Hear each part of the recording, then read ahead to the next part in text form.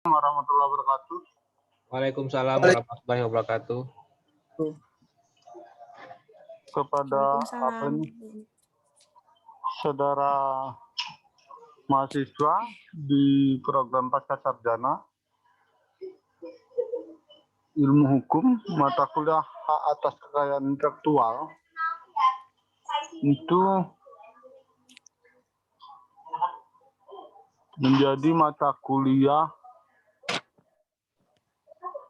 yang akan kita pelajari, tetapi maksud saya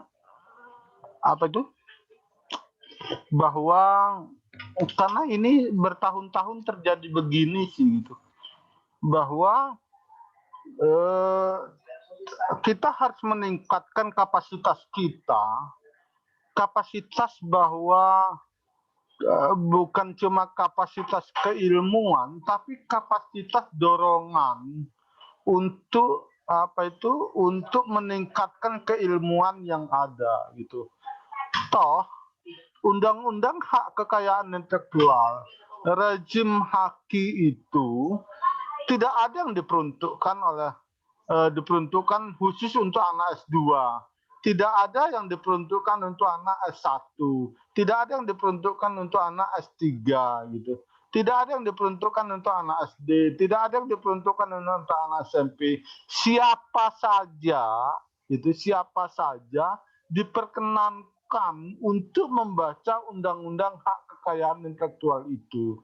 Karena rezim itu diperuntukkan untuk siapa saja, sekalipun dia bukan seorang mahasiswa, gitu loh. Sekalipun dia bukan mahasiswa, ya. Oleh karenanya tidak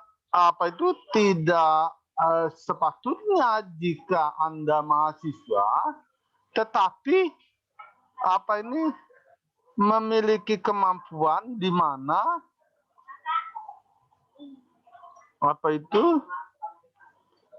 Anda hanya melampaui waktu-waktu yang ada gitu. Itu yang saya yang saya tidak inginkan gitu ya. Karena nampaknya ini hanya melampaui waktu saja gitu ya. Jadi jangan sampai ketika kita belajar hak kekayaan intelektual ini menjadi hal yang buta. Kok kayaknya saya baru ya belajar haki ini gitu loh. Padahal sebelum ada hak kekayaan intelektual gitu, sebelum booming hak kekayaan intelektual itu sudah kita pelajari gitu. Sudah kita pelajari. Contohnya saja pemberian nama. Memberi nama pada waktu kita kecil itu adalah hak kebendaan gitu. Itu hak kebendaan bagi kita yang lama kelamaan hak kebendaan itu menjadi bernilai. Semua boleh punya nama Hamzah, tidak ada yang melarang orang punya nama Hamzah, tapi kekayaan intelektualnya semakin lama akan meningkat. Semakin lama akan meningkat gitu. Karena apa? Karena dia berubah intelektualitasnya itu. Nah ini. Sehingga yang punya hak atas gitu, intelektual yang bernilai kekayaan atas kebendaan itu hanya dihaki oleh Hamzah. Siapa Hamzah yang dimaksud? Hamzah yang dimaksud adalah dosen Fakultas Hukum Universitas Lampung. Oh, di Fakultas Hukum Universitas Lampung ada Hamzah yang lain. Kalau gitu, kekayaan yang dimiliki oleh Hamzah atas dasar daya intelektualnya itu adalah Hamzah SH. Oh, ada Hamzah SH yang lain. Kalau gitu, yang kami maksud itu adalah Hamzah SHMH. Oh, ada lagi Hamzah SHMH gitu. Kalau gitu, Yang kami maksud yang memiliki, yang berhak atas hak, yang berhak atas kekayaan intelektual yang bernama Hamzah itu adalah Dr. Hamzah SHMH. Oh, ada lagi. Begitu caranya. Gitu. Begitu caranya.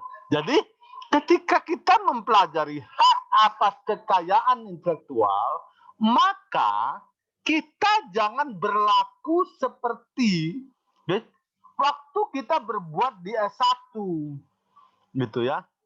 Waktu kita berbuat di S1. Waktu kita berbuat di S1, habis belajar mata kuliah pengantar ilmu hukum, pengantar hukum Indonesia, hukum perdata, terus itu kan. Kita mempelajari itu terus, udah itu tahu-tahu dapatlah gitu 68 mata kuliah gitu ya, tahu-tahu sudah dapat S dan H, anak UBL kata saya, anak saburai, anak tulang bawang gitu, anak megopak di tulang bawang sana, anak Universitas Muhammadiyah Kota Bumi SH juga. Tidak ada ditunjukkan itu adalah Prayoga Herianto SH UBL. Tidak ada. Tidak ada Mevitama Cindy SH Saburai. Tidak ada. Tidak ada Astarin Umu SH Unila. Tidak ada. Semuanya SH. Yang membedakan mereka adalah kapasitas intelektual yang dia miliki itu, sehingga dia kaya akan hal tersebut, akan keintelektualannya dia tersebut itu, dia kaya, gitu, kaya intelektualnya. Dampak dari situ, gitu, dia bisa menghakinya, gitu, bahwa saya berbeda dari Anda, gitu loh. Ya, nah bagaimana syaratnya? Syaratnya, kata Profesor Abdul Qadir Muhammad, syarat S1 itu Hamzah harus membaca 500 judul buku. Syarat S2 Hamzah itu harus membaca 1.500 judul buku. Syarat S3 itu Hamzah bisa membaca 3.000 judul buku. Jangan kita membayangkan Yusril Ija Mahendra, gua mau jadi seperti Yusril Ija Mahendra. Gua mau, wah hebat banget itu Jimli Al-Sidiki. Wah hebat banget itu Adnan Buyung Nasution. Oh hebat banget itu Profesor Dr. Rosa. Oh hebat banget itu Profesor Dr. Harkisuti Harkisnowo. Gitu. Kenapa dia bisa hebat dari kita? Ternyata begitu kita datang ke rumahnya, begitu kita datang ke kampusnya, memang dari perut ibunya dia sudah baca buku. Gitu. Nah ini yang jadi masalah. Nanti kita tes kalau nggak percaya, gitu kan? Nanti kita tes. Contohnya, tes yang pertama itu ini ada terminologi hukum terhadap mata kuliah kita. Ada hak, ada atas, ada kekayaan, ada intelektual. Gitu kan? Dia bukan mata kuliah aja. Oh, lu kuliah apa? Gua kuliah haki nih. Haki itu apa? Itu tuh hak ke atas kekayaan intelektual. Gitu. Okay? Tanpa kita memahami, seolah-olah kita belum pernah mempelajarinya. Gitu. Bahwa ini gabungan dari terminologi yang ada. Apa itu? Pertama hak.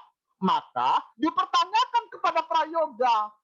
Menurut mata kuliah pengantar ilmu hukum waktu S1, kata Profesor Cicero, kata Profesor Curzon, gitu, Profesor Curzon mengatakan apa itu hak? Gitu. Hak ada berapa ingatan dari Prayoga Herianto? Gitu. Menurut Profesor Curzon yang dijelaskan di dalam bukunya Suryono Sukanto dan bukunya Profesor Dr. Wahyu Sasongko. Gitu. Apa yang diingat oleh Astarin Umu ketika kita bicara soal hak? Menurut Profesor Curzon, gitu, ada berapa hak yang dimaksud?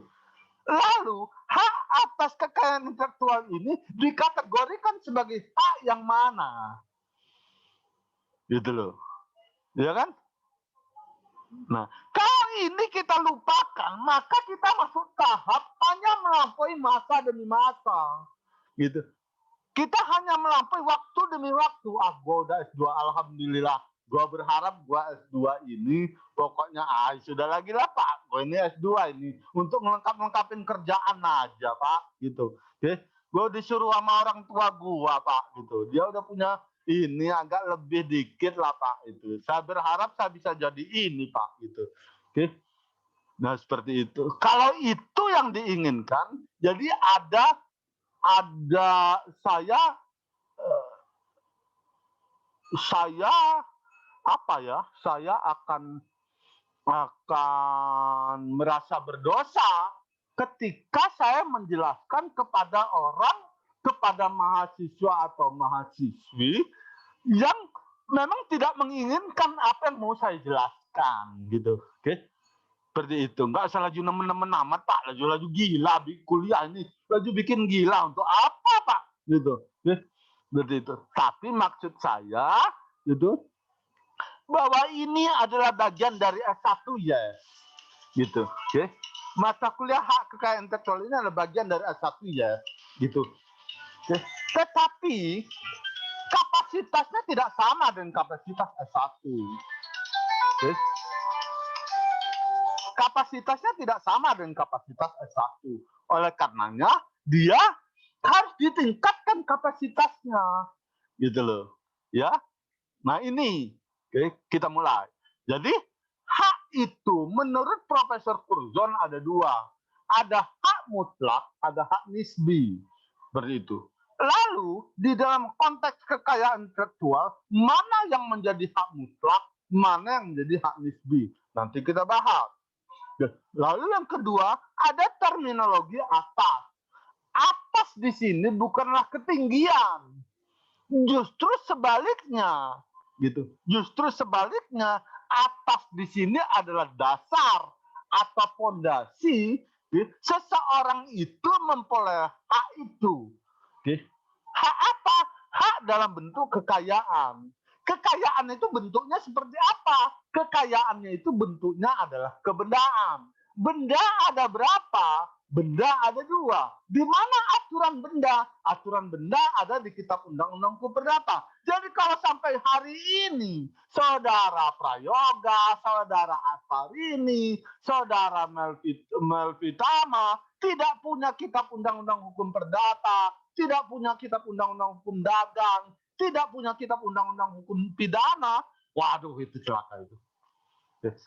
Sekarang ketika dia sudah punya, kapasitasnya harus dinaikkan, gitu. Ketika orang bicara soal Kitab Undang-Undang Hukum Perdata, maka saya sebagai magister ilmu hukum, seringkali orang mengatakan master ilmu hukum, maka master of kung fu itu harus bisa menerapkan ilmunya. Kalau gitu saya mau terapkan ilmunya. Terapkan ilmu yang mana? Ilmu yang kata Pak Hamzah yang mengatur soal kekayaan. Di mana kekayaan itu diatur? Dalam Kitab Undang-Undang Hukum Perdata. Gitu. Jadi jangan sampai prayoga saya tanya, siapa yang menerjemahkan Kitab Undang-Undang Hukum Perdata yang dimiliki oleh prayoga?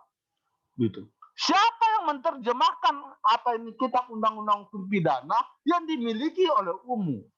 Gitu. Karena itu ada terjemahan-terjemahan dari bahasa Belanda. Seperti itu. Belanda memperolehnya dari Prancis. Prancis memperolehnya dari Romawi. Romawi memperolehnya dari Yunani. Kenapa mereka ini bisa mendapatkan turunan-turunan terhadap peraturan perundang-undangan sampai ke Hindia Belanda? Asas apa yang mendasari mereka itu? Apa itu menjalankan Kitab Undang-Undang Hukum Perdata mulai dari Romawi, mulai dari Yunani, Romawi, Prancis, Belanda, dan Indonesia. Kalau sampai Anda melupakan asas konkordansinya, bahwa asas konkordansi yang mengatakan bahwa semua aturan hukum yang berlaku di negara penjajah berlaku juga di negara jajahan. Kalau gua tanya pasti nggak ada yang tahu. Kalau nggak tahu pasti masuk dalam apa itu dalam grupnya itu aliran sesat gitu. Yang syahadatnya jelas, banyak membaca banyak lupa, sedikit membaca sedikit lupa, akibatnya nggak pernah baca gitu. masuk dalam grupnya ngangingu, ngudut ngupi ngobrol, ngudut ngupi ngobrol, mengan pedom gitu. Kuliahnya, apalagi kuliahnya daring seperti ini, ya kan? Jadi itu. Nah ini, jadi siapa yang meningkatkan kapasitas keilmuan kita itu, ya kita sendiri. Gitu. Kalau enggak itu, seperti kata bahasa Lampung, rame-rame begawah, ngeliat kedau sekolah begawah. Gitu. Apa itu, uang apa ngerame-rame iwae ngono lo. Ngentek-ngentek duit wae sekolah iki kepiye nak kowe iki nak. Wes S loro tapi kok enggak pernah baca buku. Wes S loro tapi kok orang ngerti ngene kepiye toh. Itu. Ibu kita itu kan. Nah itu jangan sampai terjadi kepada kita.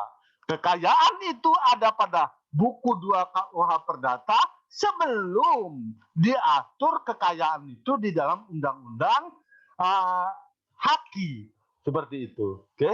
Undang-undang HAKI yang bentuknya dalam lingkup yang duanya itu. Yaitu lingkup HAKI itu ada pada lingkup hak cipta. Yang kedua adalah kekayaan industri. Nanti kita jelaskan satu persatu. Lalu yang kedua, yang ketiga setelah kekayaan itu adalah intelektual. Intelektual itu apa? Intelektual itu adalah intelek. Intelek itu kalau bahasa sederhananya di pasaran itu adalah nyentrik. Dia nyentrik karena apa? Karena dia suka memainkan otaknya itu dengan baik. Jadi istilah saya bahasa Lampungnya ngaji dapat tamat, tapi mengkaji mah dapat selesai gitu. Jadi mengaji bisa tamat, bisa hatam berapa kali kita Al-Qur'an. Tapi mengkaji Al-Qur'an nggak boleh bisa selesai gitu. Oke? Seperti kata Albert Einstein, berpikirlah kamu, berpikirlah kamu, berpikirlah kamu. Karena apa? Itu menunjukkan kamu hidup. Sedetik saja kamu berhenti berpikir, berarti kamu mati. Itu kata Albert Einstein. Oke? Berarti itu. Jadi ini Albert Einstein mengingatkan bahwa sebenarnya kita itu sama saja. Tidak ada manusia di atas dunia ini yang dikasih waktu lebih dari 1 kali 24 jam. Sehebat-hebatnya apa itu Presiden apa itu Jokowi tetap dikasih waktu 1 kali 24 jam. Sehebat-hebatnya apa itu Presiden apa itu sepinter-pinternya Habibie almarhum itu dikasih 1 kali 24 jam. Okay? Tapi persoalannya dia mampu memanage 1 kali 24 jam itu dengan baik. Yaitu memanfaatkan intelektualnya itu. Jadi dia tahu otak mana yang mau dia mainkan. Otak kanan, otak kiri, atau menyeimbangkan 2 otak itu. Oke, tapi nggak boleh digabungkan otak dengan otak. Jadi otak-otak dia. Pergi kita ke Kalianda, nyari otak-otak kita.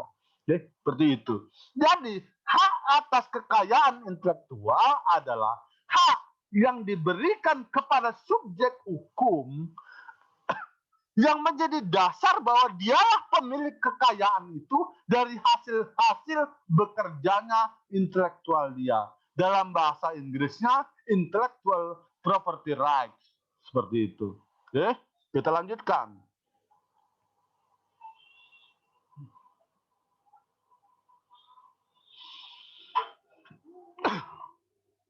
Ada 2 jenis hak kekayaan intelektual. Yang pertama adalah hak cipta, yang terkait dengan hak cipta. Oke, seperti itu. Dari mana dia diperoleh? Dari olah cipta kita. Bagaimana dia menciptakannya? Ciptakan saja semuanya. Gitu. Apakah dia mau dia tulis ataukah dia mau dia perdengarkan? Yang kesemuanya itu syaratnya harus bernilai ekonomis. Seperti itu. Ya. Harus bernilai ekonomis. Kalau tidak bernilai ekonomis, maka hak cipta itu belum diakui sebagai hak cipta. Dan itu memiliki dampak yang lebih panjang nanti ketika menjelaskan soal hak cipta. Begitu. Okay? Saya kasih contoh sederhana, Anda bisa menyanyikan 1000 lagu, tapi di kamar mandi, maka Anda tidak bayar royaltinya. Gitu. Okay? Tapi kalau Anda menyanyikan 1 lagu, 10 lagu, lalu Anda dibayar, maka Anda wajib bayar royalti kepada pencipta lagu, di mana lagu itu diciptakan sama orang lain. Jadi, di rezim hak cipta ini, maka seseorang itu harus membayar royalti kepada pencipta lagu, sekalipun dia adalah organ tunggal. Karena organ tunggal itu dibayar secara ekonomis. Seperti itu. Ya. Nah, nanti kita jelaskan kenapa kok seolah-olah tidak rasional untuk Indonesia. Yang kedua ada kekayaan industri. Kita selesaikan hak cipta. Hak cipta itu kekhususannya berbeda dari kekayaan industri karena hak cipta itu bisa diwariskan. Hak cipta itu untuk memperoleh perlindungan hukumnya tidak perlu didaftarkan. Seperti itu. Oke? Jadi kalau Anda melihat kami para dosen mendaftarkan hak cipta kami lalu dapat sertifikat dari Kementerian Hukum dan HAM itu bukan berarti itu bagian dari pengakuan terhadap hak cipta. Oke, bukan berarti begitu. Walaupun tidak didaftarkan di Kementerian Hukum dan HAM, ciptaan itu melekat pada diri penciptanya, kecuali bisa dibuktikan lain. Oke. Yang ketiga, bahwa hak cipta itu bisa diwariskan. Oke, seperti itu. Selanjutnya, ada kekayaan industri atau industrial property rights. Ini terdiri dari berbagai macam rezim. Ada rezim paten, ada rezim hak atas varietas tanaman, ada rezim merek, ada rezim indikasi geografis yang sekarang bergabung dengan dengan merek. Okay. Lalu ada rezim desain industri, ada rezim desain tata letak sirkuit terpadu atau layout topographic of integrated circuit, ada rahasia dagang atau trade secret. Seperti itu. Kenapa ini dibedakan antara hak cipta dengan hak kekayaan industri? Karena hak kekayaan industri ini memiliki perlindungan hukum yang terbatas, gitu. Kenapa dia dibatasi perlindungan hukumnya? Agar tidak menghalangi inovasi-inovasi baru yang muncul kemudian dari bekerjanya intelektual manusia itu. Oke, seperti itu. Oke, contohnya seperti apa? Contohnya kuliah. Kuliah dulu pakai kursi, duduk di kursi sama meja. Lalu berkembang lagi, kursi menyatu dengan meja. Masih terbuat sama kayu. Lalu bergerak lagi. Okay? Kursinya dengan jok. Lalu bergerak lagi. Kursinya bisa dilipat. Lalu bergerak lagi. Begitu terus. Okay? Kursi itu tidak menghalangi inovasi-inovasi orang-orang untuk membuat membuat hal-hal yang lebih baik dan lebih baik lagi demi kebutuhan manusia. Oleh karenanya, hak kekayaan industri itu di dalam rezim-rezimnya membatasi perlindungan hukumnya. Dia hanya dilindungi dalam waktu tertentu dan dia bisa diperpanjang hanya 1 kali. Setelah itu, maka dia kembali hak dasar. Apa manfaat perlindungan HKI? Manfaat perlindungan HKI itu karena ada pengakuan atas hak tersebut. Seperti itu. Ada pengakuan terhadap hak tersebut. Jadi, kalau Anda mau diakui haknya, maka Anda harus membuat sebuah karya dari bekerja intelektual Anda. Kalau Anda mau menciptakan sebuah lagu, maka lagu Anda harus ditulis. Kalau Anda nggak tahu baloknya, Anda tulis kata-katanya seperti itu. Sehingga itu menjadi bukti Anda. Nggak boleh Anda serta-merta mengatakan itu lagu saya, tapi lagu itu tidak pernah Anda rilis, tidak pernah Anda tulis. Seperti itu ya. Anda mengatakan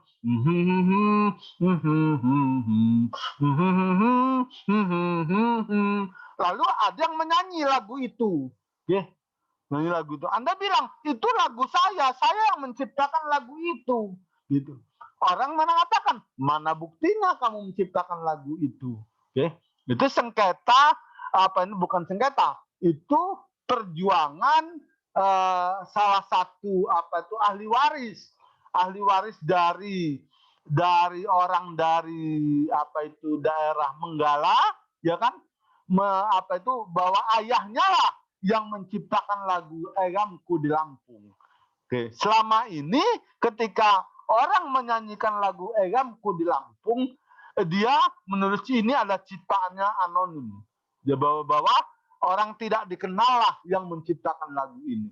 Setelah ahli warisnya protes, baru ketahuanlah bahwa yang menciptakan lagu itu adalah ini orangnya. Oke, Anda bisa cek di YouTube sebelum tahun 2000 dan setelah tahun 2000. Sebelum tahun 2000 lagu itu ciptaannya ditulis anonim. Seperti itu. Jadi pengakuan terhadap hak itu menjadi penting untuk memperoleh perlindungan hukumnya. Oke. Nah, ini hal-hal yang harus Anda perhatikan ketika Anda mempelajari hak kekayaan intelektual. Jadi, mulai hari ini, kalau bisa malam ini, gitu ya, kalau bisa malam ini, Anda berangkat ke Gramedia, Anda berangkat ke Fajar Agung, beli buku-buku HAKI. Okay? Karena ini menyangkut rezim baru, bukan rezim lama, maka Anda harus cari buku yang terbaru terhadap HAKI. Gitu. Siapa yang sudah menulis HAKI, terutama itu adalah disertasinya Pak Wahyu yang menulis soal indikasi geografis. Jadi Anda harus punya itu bukunya Pak Wahyu itu. Bukunya Pak Wahyu yang dibukukan dari disertasinya. Jadi kualifikasinya itu sangat mumpuni gitu ya ketika bicara soal HAKI. Apakah lagi beliau memang pernah diutus gitu, pernah lolos dari ujian seleksi untuk mengikuti kursus-kursus HAKI baik di Malaysia sampai dengan di Australia. Selanjutnya, manfaat HAKI itu memiliki hak monopoli terbatas.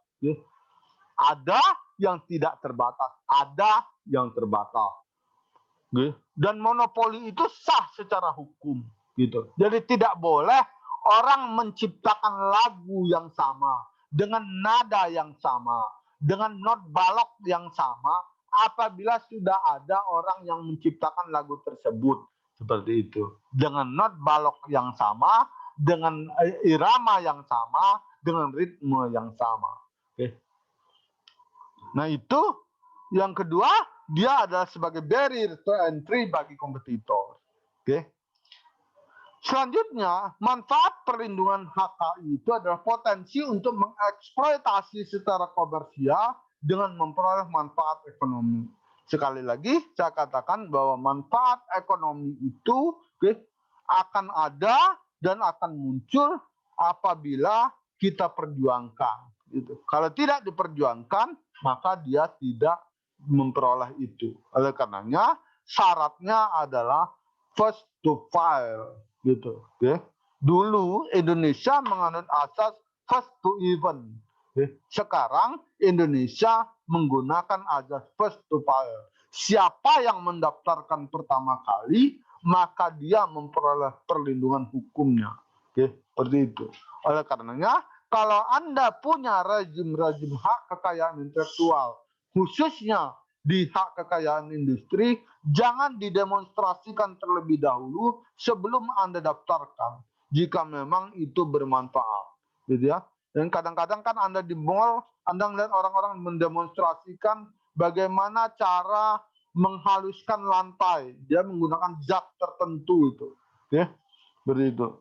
Lalu dia jelaskan bahwa zat ini tidak membahayakan karena zat itu terdiri dari A, B, C, dan D. Seperti itu. Lalu sampai di rumah orang melakukan hal tersebut. Setelah dia melakukan hal tersebut ternyata benar. Buru-buru dia daftarkan rumus dengan menggantikannya dengan rumus yang berbeda dari rumus yang didemonstrasikan di mall tadi. maka perlindungan hukumnya diberikan kepada siapa yang mendaftarkan pertama dengan dasar yang dia miliki tersebut, yaitu dengan rumus-rumus yang dia buat seperti itu.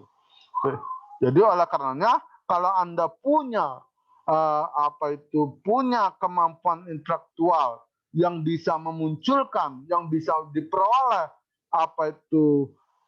diperoleh keuntungan ekonomi dari olah pikir Anda itu, olah pikir intelektual Anda itu, jangan buru-buru dikasih tahu sama orang lain, ya. Sampai Anda bisa mengklaim itu adalah hasil Anda, ya. Yang paling mudah adalah dalam rapat, ya. Kalau dalam rapat Anda dalam meeting gitu, ya, di kantor Anda meeting. Ketika Anda punya ide, harapkan dalam rapat itu ada notulensi. Notulensi itu akan menulis bahwa yang mengungkapkan ide itu adalah Mevitama, yang mengungkapkan ide itu adalah Prayoga, yang mengungkapkan ide itu adalah Astarini, gitu. Jadi bukan manajer di kantor Anda, bukan kepala kantor Anda. Jadi kepala kantor Anda, kalau itu tidak ada notulensi, maka itu menjadi milik kepala kantor Anda, bukan milik Anda. Oke? Katanya skripsi Anda, tesis Anda itu sudah dinyatakan itu adalah miliknya Unila. Oke? Tesis Anda itu adalah miliknya Unila. Oke? Jadi ketika itu maka Unila berhak untuk memperbanyak tesis-tesis Anda itu. Oke? Itu dengan surat pernyataan yang ada. Oke. Apakah hak cipta itu? Hak cipta itu adalah hak khusus yang dimiliki pencipta atau pemegang hak cipta atas ciptaannya di bidang ilmu pengetahuan, seni, dan sastra. Anda ingat itu. Oke. Berarti lingkup dari hak cipta itu adalah ilmu pengetahuan, seni, dan sastra. Bentuknya bisa macam-macam, jenisnya bisa macam-macam, bisa buku, bisa lagu, bisa puisi, bisa dalam bentuk PowerPoint, bisa dalam bentuk CD, bisa dalam bentuk kaset, bisa dalam bentuk flash disk, dan seterusnya. Karena masing-masing rezim pun akan memiliki ciri khas tersendiri terhadap perlindungannya. Bisa saja satu produk itu akan didaftarkan berbagai rezim yang ada di dalam rezim haki itu. Oke?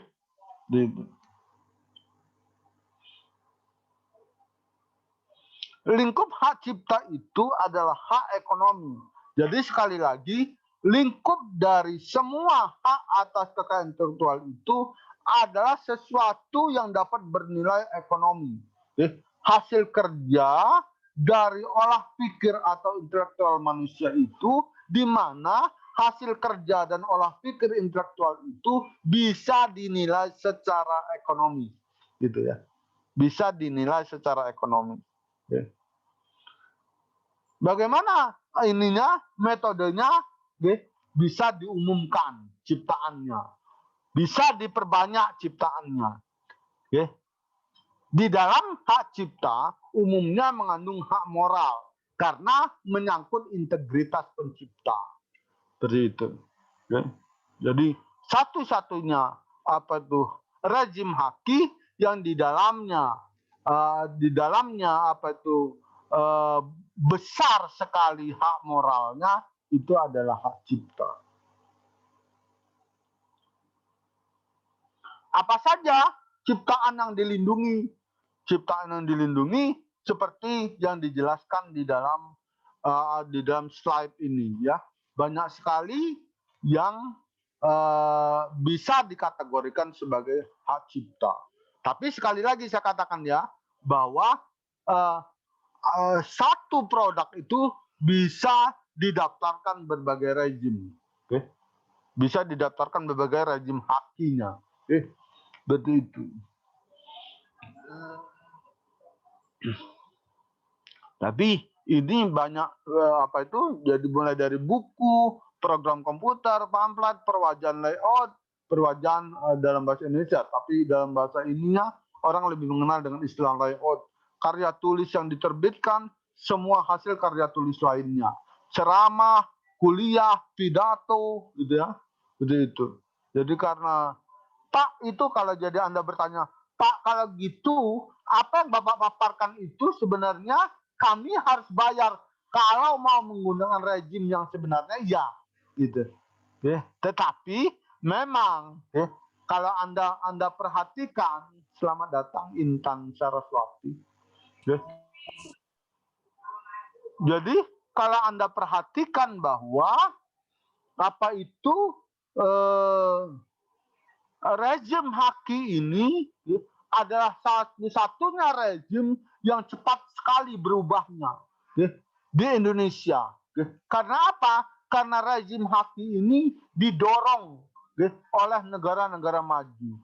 Jadi rejim Haki ini dominan atau didominasi oleh kepentingan-kepentingan negara maju. Gitu. Dari hasil penelitian yang dilakukan oleh co-promotornya Pak Wahyu, Dr. Agus Broto Susilo, bahwa negara berkembang yang mengalami kerugian begitu banyak akibat meratifikasi Konvensi Bern dan Konvensi Paris itu adalah Indonesia. Indonesia adalah negara berkembang yang paling besar tingkat kerugiannya akibat meratifikasi Konvensi Bern dan Konvensi Paris yang mengatur persoalan hak cipta, paten, dan merek. Kenapa begitu? Karena Indonesia belum sempat melindungi berbagai aturan-aturan temuan-temuannya, sedangkan aturan hukum itu sudah berlaku. Yang kedua, bahwa kenapa Indonesia paling banyak rugi? Karena sifat dasar orang Indonesia yang yang sifat sosialnya lebih tinggi dibanding dari sifat ekonominya. Walaupun dalam perkembangannya terjadi perubahan. Seperti itu. Kasus itu bisa Anda lihat bagaimana rezim Haki itu tidak cocok dan belum bisa diterima oleh orang Indonesia adalah kasusnya siapa itu? Kasusnya Gesang. Jadi Gesang itu pernah dibayar oleh PT Wafin, pipa. Jadi ada pipa plastik yang namanya Wafin, itu bermerek Wafin, itu menggunakan lagunya Gesang ketika mengiklankan itu di televisi. Diiklankanlah pipa itu dengan menggunakan lagunya Gesang. Air mengalir sampai jauh. Seperti itu. Menggunakan lagu seperti itu, maka PT Wafin membayar Gesang 225 juta. Yang pada waktu itu oleh Gesang ditolaknya. Lah gopo. Gitu. Ini loh Pak Gesang, kami itu dari perusahaan Wafin sudah menggunakan lagu Bapak karena enggak, saya itu menciptakan lagu Bengawan Solo karena saya punya kenangan Bengawan Solo.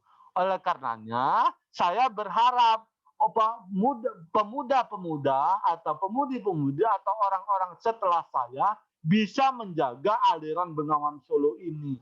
Karena aliran Bengawan Solo ini banyak manfaatnya. Gitu. Oleh karenanya saya ciptakan lagu Bengawan Solo. Seperti itu. Saya tidak tahu kelanjutan dari kisahnya Gesang ketika dibayar 225 juta ini. Tapi sebagai ingatan saudara, begitu besarnya Gesang itu, Anda pernah punya handphone, bahkan sekarang ya, sekarang masih ada beberapa handphone atau Android, ketika kita telepon, dia memperdengarkan lagu tertentu. Nah, lagu tertentu itu kan bayar tuh 7.000 per bulan, 15.000 per bulan, 21.000 per bulan, dulu 250 rupiah, seperti itu.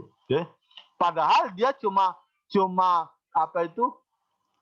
memperdengarkan lagu beberapa detik saja gitu. Orang tua mati, orang muda mati, raja-raja mati, semuanya mati. Udah itu tersambung. Dengan tersambungnya itu, maka berhentilah lagu itu. Karena penggunaan itu bernilai ekonomis, maka kita wajib membayarnya. dari hasil akumulasi akibat nada dering tersebut, maka si pencipta lagu memperoleh royaltinya. Begitu juga terhadap para organ tunggal, ya, penyanyi-penyanyi organ tunggal atau pemilik-pemilik organ tunggal, ketika dia pesta lalu dia menyanyikan 10 lagunya Rhoma Irama, maka wajib dia menghitung royalti yang harus dia bayar kepada Rhoma Irama. Begitu juga dengan rumah-rumah karaoke. Rumah-rumah karaoke itu harus membayar. Jadi mereka punya asosiasi rumah-rumah karaoke itu, dan setiap tahunnya dia membayar royalti kepada siapa mencipta lagu dan lagu-lagu mana yang paling banyak di setel di rumah-rumah karaoke tersebut. Oke. Itu pola-pola kerja dari bagaimana hak atas kekayaan intelektual itu berjalan di masyarakat, di mana masyarakat itu menjadi laboratorium kita untuk untuk kita memperdalam hak atas kekayaan intelektual ini. Jadi kita bisa memperdalamnya dengan melihat di masyarakat seperti itu. Sampai sini Anda mau bertanya? Izin Pak. Ya, silakan. Assalamualaikum warahmatullahi wabarakatuh. Waalaikumsalam. Tadi Bapak menjelaskan mengenai hak cipta itu kan yang bernilai ekonomis ya Pak. Iya. Dan itu ada kaitannya dengan penciptaan lagu atau buku dan lain sebagainya. Ya. Nah, ketika kita ingin menyebarluaskan atau ingin menyanyikan suatu lagu atau menyebarluaskan suatu tulisan di dalam buku, itu berarti kan kita harus membayar royalti itu Pak, kata Bapak tadi. Ya. Terhadap penulis atau terhadap pembuat lagu. Ya. Nah, kan kebanyakan dan bukan kebanyakan, pada umumnya malah entah kurang sadar akan hukum aturan-aturan tersebut. Jadi tidak ada tuh Pak istilahnya royalti. Nah, sebagai pencipta lagunya atau penulis bukunya, itu seperti apa Pak yang dapat ditempuh? Yang pertama. Dan yang kedua, jika yang kata Bapak tadi jelaskan, organ itu kalau menyanyikan lagu Rhoma Irama 10 lagu harus memberikan royalti kepada Rhoma Irama dan lain sebagainya. Tapi kan pada kenyataannya tidak seperti itu Pak. Nah, apakah itu tidak berseberangan dengan awal mula diciptakannya suatu HKI ini untuk melindungi copyright atau untuk melindungi kekayaan intelektual seseorang? Ya. Baik Pak, terima kasih. Ya. Rezim haki ini jangan Anda potong seolah-olah dia jatuh tiba-tiba dari langit, muncul tiba-tiba dari bumi, gitu. Bahwa dia ini adalah sebuah proses di mana proses itu belum berakhir, gitu. Jadi rezim haki ini dulu, ya, khusus untuk hak cipta, itu kan menggunakan cincin. Makanya cincin-cincin raja, cincin-cincin ratu, cincin-cincin perdana menteri itu ada capnya. Jadi stablat Ratu Belanda itu berlaku di Hindia Belanda ketika dia dinyatakan dengan capnya itu. Jadi sejarah copyright pertama itu seperti itu. Itu sejarahnya. Lalu pertanyaannya, kenapa efektivitas penegakan hukum copyright itu tidak berjalan di Indonesia? Pertama, kalau Anda baca di bukunya Suryono Sukanto, dalam pidato pengukuhan guru besarnya, beliau mengatakan faktor-faktor penegakan hukum di Indonesia itu dipengaruhi oleh banyak hal. Yang pertama, dari undang-undangnya sendiri. Undang-undangnya kenapa? Karena undang-undangnya nggak lengkap. Kenapa undang-undangnya nggak lengkap? Karena banyak kepentingan yang ada di dalamnya. Seperti itu. Yang kedua, faktor masyarakatnya. Masyarakat Indonesia itu sebenarnya belum cocok untuk bisa menerapkan hak atas kekayaan intelektualnya itu. Karena apa? Karena masih ada di dalam alam pikirannya bahwa itu adalah perbuatan sosial. Gitu. Jadi orang-orang Indonesia lebih senang kalau lagunya itu dinyanyikan sama orang lain. Ini kan karena dicekoki dalam tanda kutip, di pressure dengan opini-opini, sehingga terpengaruhlah opini itu dari pikiran-pikiran sosial menjadi pikiran-pikiran ekonomis, gitu. Itu yang terjadi.